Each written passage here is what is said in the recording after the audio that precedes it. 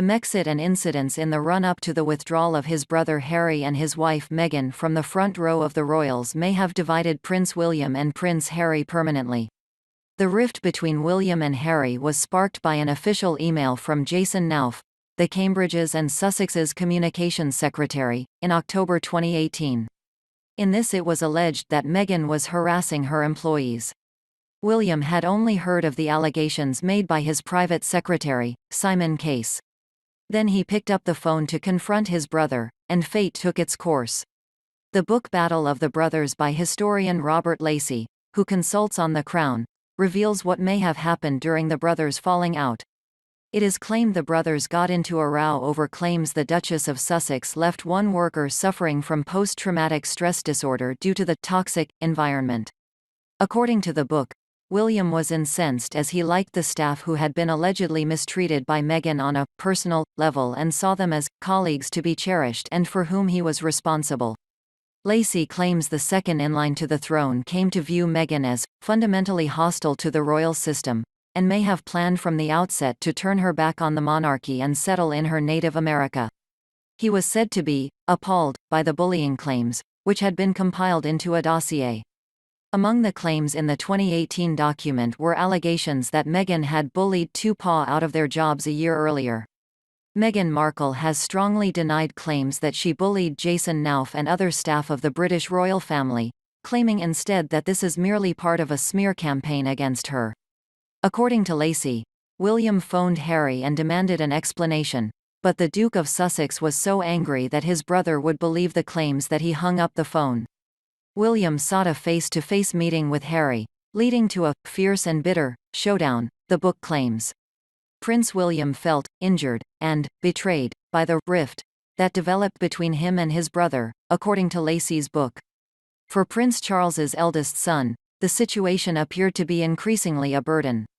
He said he felt Meghan was stealing his beloved brother from him.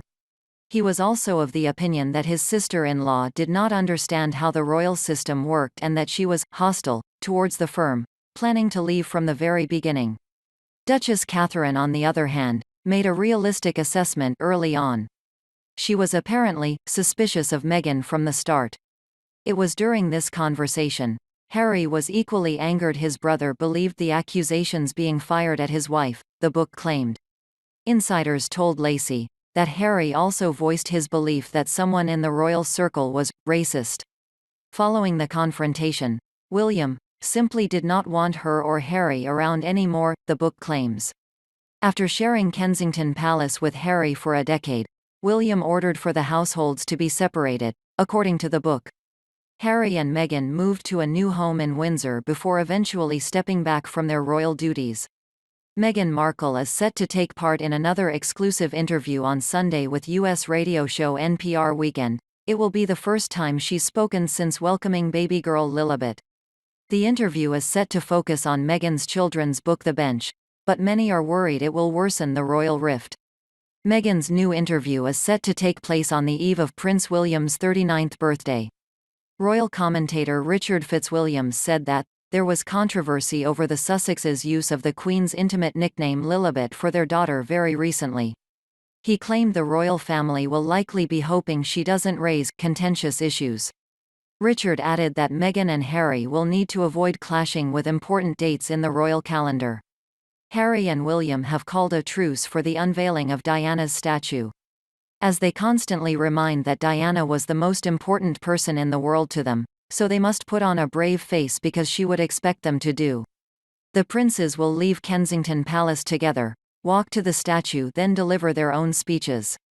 Sadly, sources say there has been no reconciliation since Harry and wife Meghan's explosive Oprah Winfrey interview in March. In fact, they are further apart than ever. And Prince Charles has no plans to meet Harry when he jets in from US to unveil statue of his mum Diana at the end of the month. A source close to the statue planning committee said, "The boys will walk out together out of respect for their mum, but there's been no reconciliation. Charles has made it quite clear he will not be around beyond that because he is going to Scotland. There is no planned meeting." Prince Charles is planning to ensure that his grandson Archie will never be given the title of prince, as he plans a slimmed-down monarchy after he becomes king. It is thought that his move is what caused the series of accusations that the Sussexes have thrown at Charles and other members of the firm from America. As a grandchild of the sovereign, Archie has the right to be a prince, but it is understood that Charles is determined to limit the number of key working members of the family. He believes that the public no longer wishes to pay for a growing monarchy, and has told senior royals of his plans to cut down working members of the family. Charles has told the Sussexes that he will change key legal documents to ensure that Archie cannot get the title he would once have inherited by right, according to a source close to the couple. The decision, which follows months of fraught discussion behind the scenes, has plunged relations between Harry and his relatives to a dangerous new low.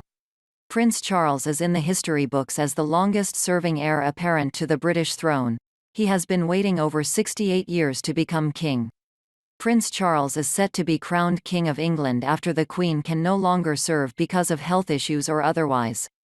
In his recent book, The Queen, royal author Matthew Denison writes that Her Majesty would only abdicate the throne if she got Alzheimer's or had a stroke. The monarch is in excellent health for her age, having turned 95 years old earlier this year.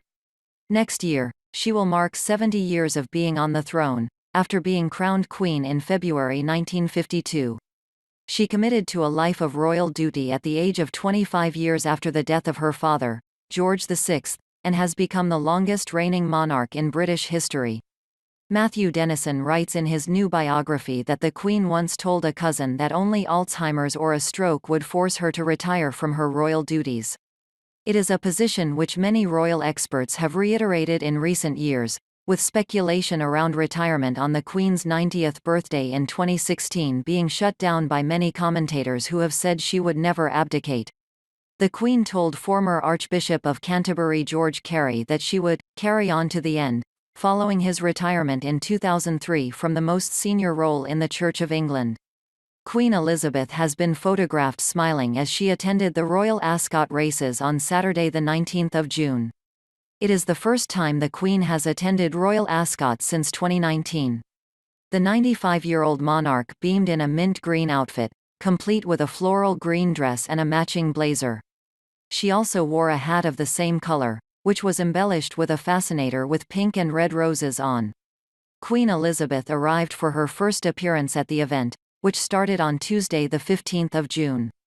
A large crowd applauded as the Queen emerged from a car and the national anthem was played. She smiled widely as she was given a warm welcome by her entourage. Reach for the Moon, Tactical, King's Lynn and Light Reform are all set to run in the 95-year-old monarch's colors. The Queen is well known for her love of horse racing, and her absence at the opening day on Tuesday was felt by spectators and pundits. It was after a demanding week including a trip to Cornwall for the G7 summit and a train ride back to Windsor for the Trooping of the Colour and to meet Joe and Jill Biden. Prince Charles and Camilla, Duchess of Cornwall, had led royal duties at the event so far. Other members of the family to attend the opening day were Princess Anne, the Earl and Countess of Wessex, and Zara and Mika Tyndall. Thank you for watching. If you liked, feel free to leave a comment below. Don't forget to subscribe and click the bell icon to get new video updates. We will update the latest videos about the royal family every day. Thanks and goodbye.